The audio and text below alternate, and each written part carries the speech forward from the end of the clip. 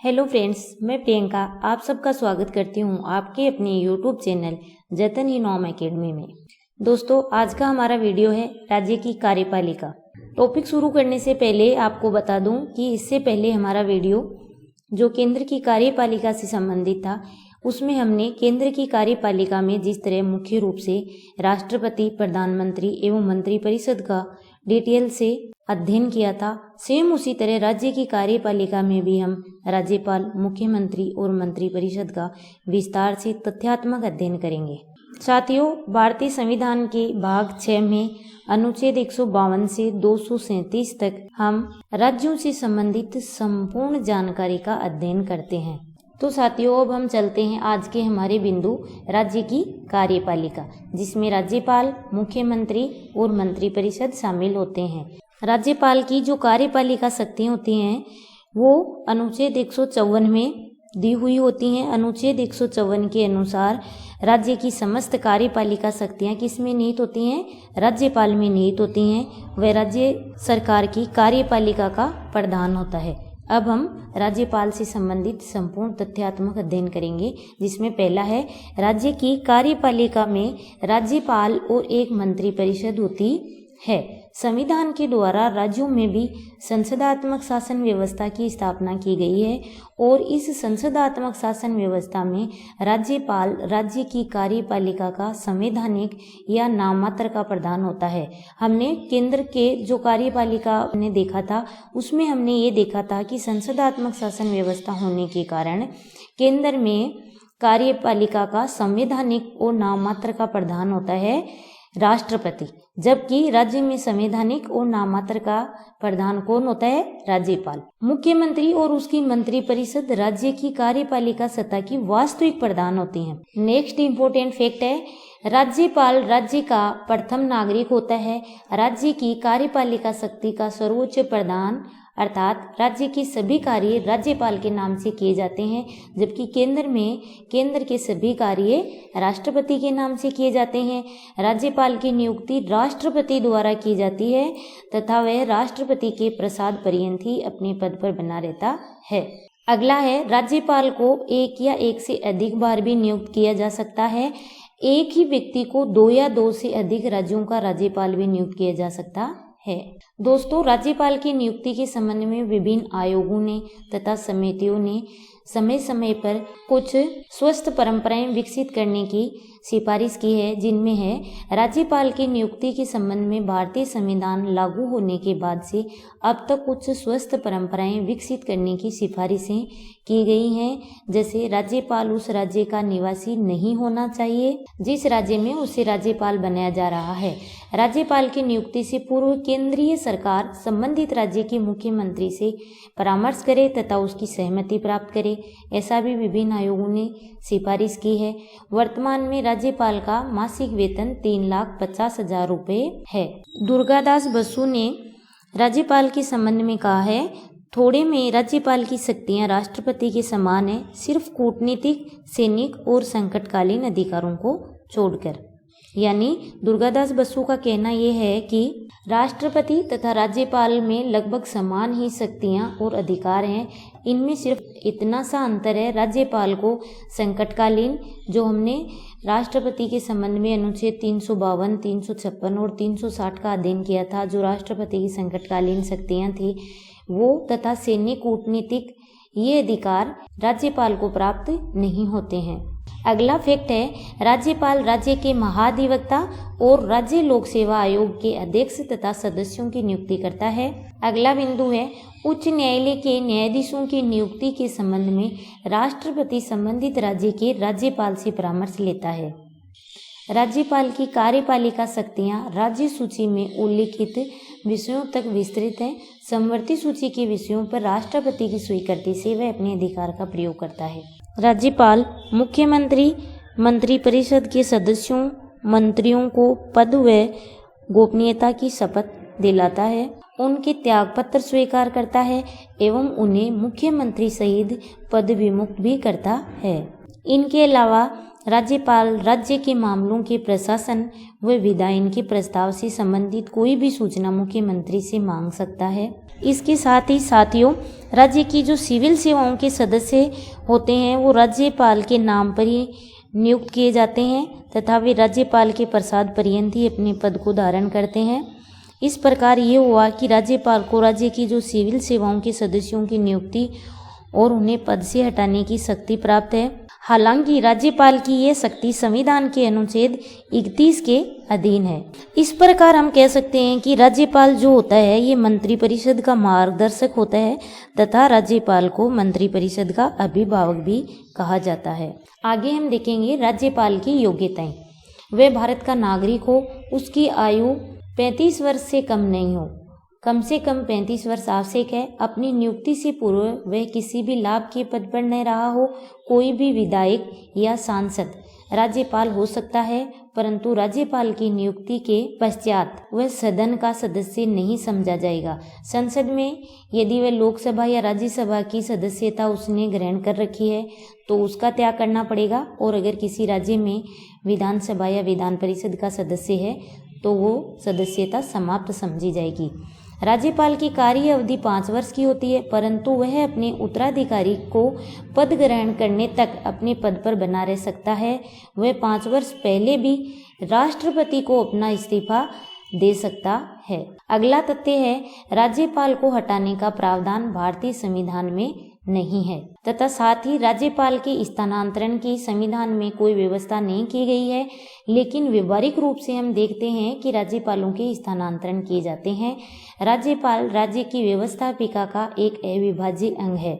दोस्तों, जिस प्रकार केंद्र में संसद का राष्ट्रपति एक अविभाज्य अंग होता है, उसी प्रकार राज्यपाल भी राज्य की जो व्यवस्थापिका होती है उसका एक अविभाज्य अंग होता है। यदि किसी राज्य में विधान परिषद है तो वहाँ की व्यवस्थापिका विधानसभा, विधान परिषद और राज्यपाल से मिलकर बनती है, जिस प्रकार संसद लोकसभा, राज्यसभा और राष्ट्रपति से मिलकर बनती है। राज्यपाल व्यवस्थापिका का अधिवेशन बुलाता है तथा स्थगित करता है। अगला है, व्यवस्थापिका के निम्न सदन यानी विधानसभा को राज्यपाल भंग कर सकता है, और व्यवस्थापिका का जो दूसरा सदन होता है विधान परिषद, वो तो कभी भंग होती नहीं है। अगला है, आम चुनाव के बाद राज्यपाल विधानमंडल की पहली बैठक को संबोधित करता है। अगला बिंदु है, संविधान के अनुच्छेद 200 के तहत विधानमंडल द्वारा पारित कोई विधेयक तब तक कानून का रूप धारण नहीं करता जब तक राज्यपाल उस पर अपनी स्वीकृति नहीं देता। राज्य विधानसभा द्वारा पारित विधेयक पर राज्यपाल की स्वीकृति आवश्यक है। वह विधेयक को अस्वीकार कर सकता है, उसे पुनर्विचार के लिए विधानमंडल को लौटा सकता है।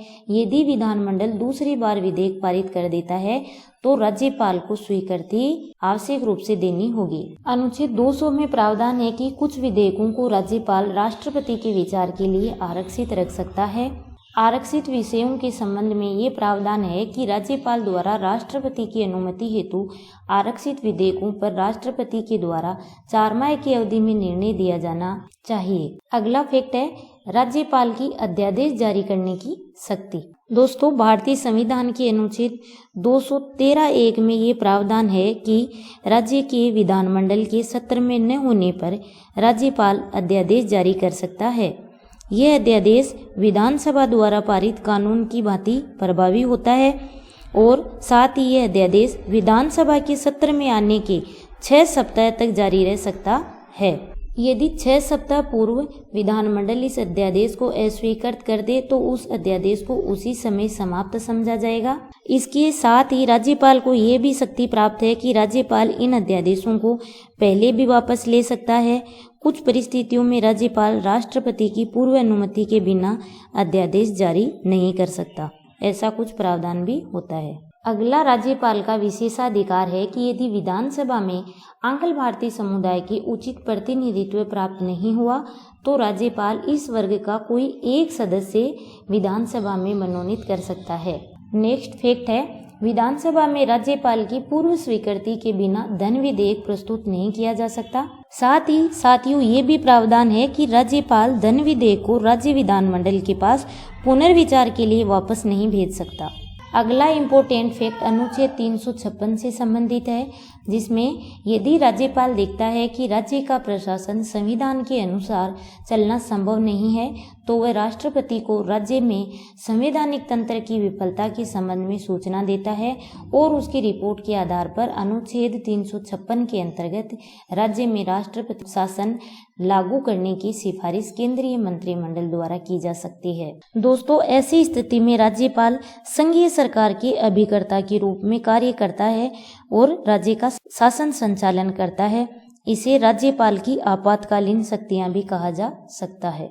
अगला है, राज्यपाल राज्य में कुलाधिपति होने के नाते केंद्रीय विश्वविद्यालयों को छोड़कर राज्य के विश्वविद्यालयों के कुलपतियों की नियुक्ति करता है और उन्हें हटा भी सकता है। आगे हम राजस्थान के विशेष संदर्भ में जो राज्यपाल से संबंधित महत्वपूर्ण तथ्य हैं उनका अध्ययन करेंगे। पारंपरिक रूप से राजस्थान के राज्यपाल ग्रीष्म काल में माउंट आबू सिरोही में निवास करते हैं। अगला फैक्ट है, राजस्थान में 1 नवंबर 1956 को राज्य पुनर्गठन की रिपोर्ट के आधार पर राज प्रमुख व महाराज प्रमुख पदों को समाप्त करके राज्यपाल पद का गठन किया गया था।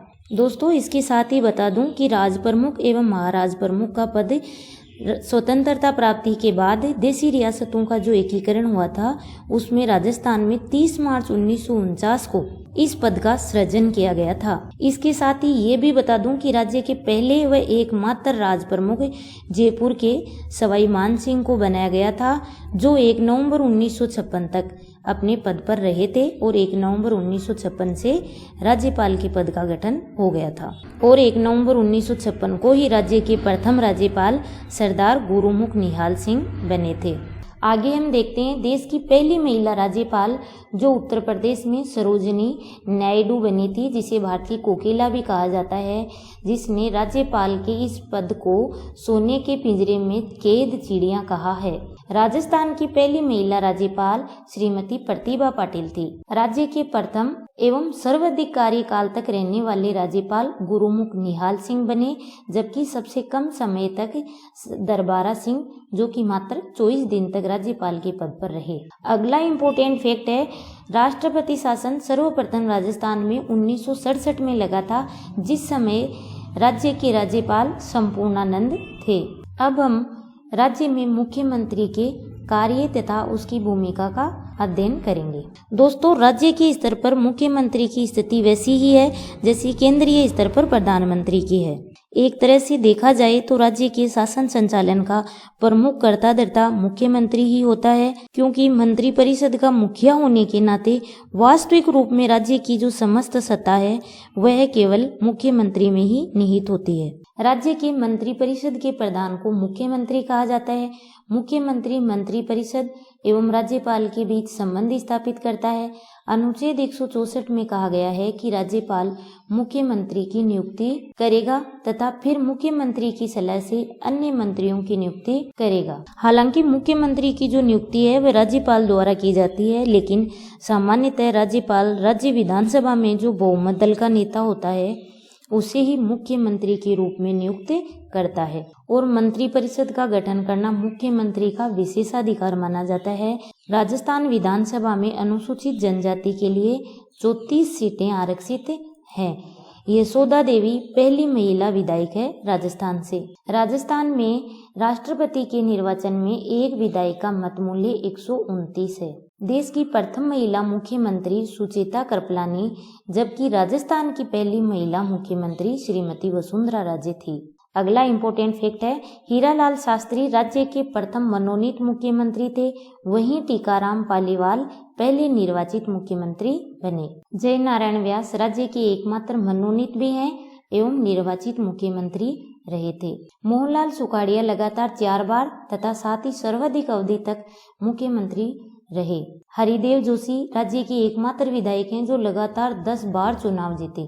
राज्य के पहले दलित वर्ग के मुख्यमंत्री जगन्नाथ पहाड़िया बने। राज्य के एकमात्र अल्पसंख्यक मुस्लिम वर्ग के मुख्यमंत्री बरकतुल्ला खां थे। अब हम आगे देखते हैं राजस्थान में राष्ट्रपति शासन कब कब लागू हुआ, उस समय केंद्र में कौन राष्ट्रपति एवं प्रधानमंत्री थे तथा साथ ही यहाँ पे राज्यपाल और मुख्यमंत्री कौन थे।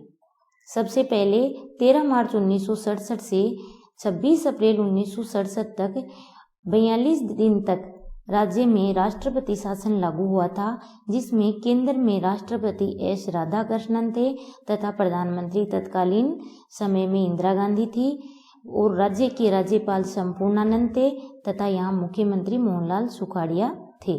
अगला राज्य में राष्ट्रपति शासन 1973 से 1977 के मध्य लगा था। तत्कालीन राष्ट्रपति बीडी जत्ती तथा मोरारजी देसाई तत्कालीन प्रधानमंत्री थे। राज्य में राज्यपाल जोगेंद्र सिंह तथा मुख्यमंत्री हरिदेव जोशी थे। अगला ध्यान देने योग्य बात यह है कि भैरू सिंह शेखावत के काल में तीसरी बार और चौथी बार जो राज्य में राष्ट्रपति शासन लागू हुआ था उसमें मुख्यमंत्री थे भैरू सिंह शेखावत। तीसरा शासनकाल लगा था 1980 में 100 दिन के लिए। नीलम संजीव रेड्डी उस समय राष्ट्रपति थे और इंदिरा गांधी के शासनकाल में ये जब वो प्रधानमंत्री थी तब ये राष्ट्रपति शासन लगा। और वैसे भी इंदिरा गांधी के शासनकाल में राज्यों में अनुच्छेद 356 के तहत राष्ट्रपति शासन सर्वाधिक बार लगा था और राजस्थान में तत्कालीन राज्यपाल रघुकुल तिलक थे और जैसा कि हमने देखा भैरू सिंह शेखावत तत्कालीन मुख्यमंत्री थे। 1992 से 1993 तक राजस्थान में राष्ट्रपति शासन फिर लगा। शंकर दयाल शर्मा उस समय राष्ट्रपति थे और पीवी नरसिम्हा राव केंद्र में प्रधानमंत्री थे। राज्य के राज्यपाल एम रेड्डी थे तथा मुख्यमंत्री भैरू सिंह शेखावत थे। अगला हम राज्य की मंत्रिपरिषद के संबंध में विस्तृत अध्ययन देखते हैं कि राज्य में मंत्रिपरिषद का क्या प्रावधान है और क्या उसके कार्य हैं। साथियों, अनुच्छेद 163 के अनुसार प्रत्येक राज्य में एक मंत्रिपरिषद होती है जिसका प्रमुख मुख्यमंत्री होता है और इसका कार्य राज्यपाल को उसके कर्तव्यों के निर्वहन में सहायता एवं मंत्रणा देना होता है। साथ ही हम ये भी देखते हैं कि मंत्रिपरिषद की संरचना संबंधी जो प्रावधान है वह भारतीय संविधान के अनुच्छेद 167 में उल्लेखित है और यह एक त्रिस्तरीय संगठन है जिसमें मुख्यमंत्री के अतिरिक्त कैबिनेट मंत्री होते हैं, राज्य मंत्री होते हैं और उप मंत्री होते हैं। हमने ये भी देखा कि मंत्रिपरिषद की नियुक्ति मुख्यमंत्री की सलाह पर कौन करता है, राज्यपाल द्वारा की जाती है। इसके साथ ही मुख्यमंत्री एवं समस्त मंत्रीगण राज्यपाल के प्रसाद पर्यंत ही अपने पद पर बने रहते हैं। इसके साथ ही हमने ये भी देखा कि अगर कोई मंत्री अपने पद से त्यागपत्र देना चाहता है तो वह राज्यपाल को संबोधित करके अपना त्यागपत्र देके अपने पद से मुक्त हो सकता है। दोस्तों, बहुत ही इम्पोर्टेंट फैक्ट है कि 91वें संविधान संशोधन अधिनियम 2003 के अनुसार मंत्रिपरिषद का अधिकतम आकार विधानसभा सदस्यों की संख्या के केवल 15% तक ही सीमित कर दिया गया है। अब हम अगर इसको राजस्थान के संदर्भ में देखें तो राजस्थान में इसका अधिकतम आकार 30 सदस्य हो सकता है क्योंकि राजस्थान में विधानसभा सदस्यों की संख्या 200 है और इन 15% में मुख्यमंत्री भी शामिल होता है। मंत्रिपरिषद के सभी सदस्यों के लिए यह आवश्यक है कि वे विधानमंडल के किसी सदन के सदस्य हों। यदि सदस्य नहीं हैं तो 6 माह के भीतर विधानमंडल की सदस्यता प्राप्त करना उनके लिए आवश्यक है, अन्यथा उनको मंत्रिमंडल छोड़ना होता है। पद ग्रहण के पूर्व मंत्रियों को राज्यपाल के समक्ष 2 शपथ लेनी होती हैं, पहली कर्तव्य पालन की और दूसरी गोपनीयता की। राज्यों की मंत्रिपरिषद में मंत्रियों की 3 श्रेणियां होती हैं, कैबिनेट मंत्री, राज्य मंत्री और उप मंत्री। कैबिनेट मंत्री जिसे मंत्रिमंडल कहा जाता है और कैबिनेट मंत्री स्वतंत्र रूप से एक या इससे अधिक विभाग के राजनीतिक प्रमुख के रूप में कार्य करते हैं। यहाँ ये भी ध्यान देने योग्य बात है कि सर्वाधिक वरिष्ठ कैबिनेट मंत्री स्वयं मुख्यमंत्री ही होता है। कैबिनेट स्तर के इन मंत्रियों के समूह को हम क्या कहते हैं, मंत्रिमंडल कह देते हैं या फिर कैबिनेट। मंत्रिमंडल की बैठक प्राय सप्ताह में 1 बार होती है। वैसे मुख्यमंत्री जब चाहे तब इसकी बैठक बुला सकता है। इन बैठकों की अध्यक्षता मुख्यमंत्री स्वयं करता है तथा मुख्यमंत्री की अनुपस्थिति में वरिष्ठतम मंत्री करता है। बैठक का कोई कोरम या गणपूर्ति नहीं होती। कोरम यानी किसी भी बैठक को शुरू करने से पहले न्यूनतम सदस्य संख्या की उपस्थिति। तो कैबिनेट मीटिंग के लिए कोरम या गणपूर्ति आवश्यक नहीं है। मंत्रिमंडल की कार्यवाही के 2 प्रमुख नियम हैं, एक है सामूहिक उत्तरदायित्व और दूसरा है गोपनीयता। मंत्रिमंडल की बैठक में सामान्यतः सभी निर्णय एकमत के लिए लिए जाते हैं। मतभेद की स्थिति में पारस्परिक विचार विमर्श के आधार पर निर्णय लिया जाता है। ये निर्णय सभी मंत्रियों का संयुक्त निर्णय माना जाता है। मंत्रिपरिषद के प्रत्येक सदस्य द्वारा गोपनीयता की शपथ ली जाती है। मंत्रिमंडल की कार्यवाही तथा निर्णय गुप्त रखे जाते हैं। नेक्स्ट फैक्ट है, अनुच्छेद 163 में मंत्रिपरिषद का कार्य राज्यपाल को सहायता एवं परामर्श देना होता है। मंत्रिपरिषद का कार्यकाल विधानसभा के विश्वास पर निर्भर है और अधिकतम कार्यकाल 5 वर्ष ही हो सकता है। क्यों? क्योंकि विधानसभा का कार्यकाल भी 5 वर्ष ही है। किसी भी राज्य की मंत्रिपरिषद सामूहिक रूप से विधानसभा के प्रति उत्तरदायी होती है। यदि विधानसभा किसी मंत्री के विरुद्ध अविश्वास प्रस्ताव पारित कर दे या किसी मंत्री द्वारा रखे गए विधेयक को अस्वीकार कर दे तो समस्त मंत्रिपरिषद को त्यागपत्र देना होता है। अगला तथ्य है, संविधान के अनुच्छेद 164(5) के अनुसार मंत्रियों के वेतन भत्ते निश्चित करने का अधिकार राज्य विधानमंडल को है। दोस्तों, इसके साथ ही हमारा ये बिंदु राज्य की कार्यपालिका यही समाप्त होता है।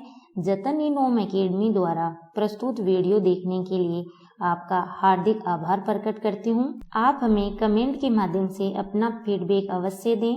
चैनल को सब्सक्राइब करें तथा वीडियो को ज़्यादा से ज़्यादा शेयर करें। धन्यवाद।